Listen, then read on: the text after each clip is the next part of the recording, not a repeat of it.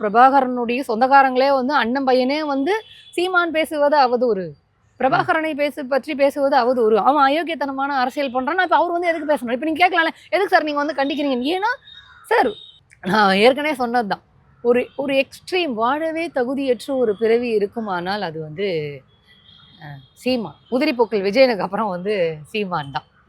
சரி, அப்போ எந்த அளவிற்கு, அதாவது இங்க இருக்கிறவங்க எதிர்க்கிறாங்க, கண்டனம் தெரிவிக்கிறாங்கிறதெல்லாம் தாண்டி அதாவது எல்டிடி அப்படின்னு ஒரு அமைப்பு இருக்கு, அதை பற்றியெல்லாம் நான் பேசவில்லை. எல்டிடி, பிரபாகரன், அவங்களோட குடும்பத்தார் எல்லாருமே வந்து பாதிக்கப்பட்டிருந்தாங்க இல்லையா?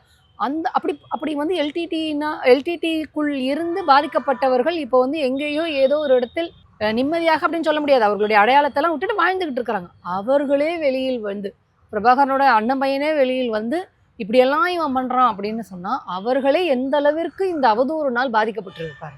சார், அவதூறுங்கிறது உங்களுக்கு எந்த விதமான நல்ல செயல்களையுமே செய்யாது, கெடுதல் தான் செய்யும். அப்படிங்கறதுனால அதை நம்ம கண்டிக்க வேண்டியது இருக்கு. வதந்தி பரவுது அப்படிங்கிறது வந்து, அவதூறு பரவுது அப்படிங்கிறது வந்து நல்லது இல்லை இல்லையா சமூகத்திற்கு?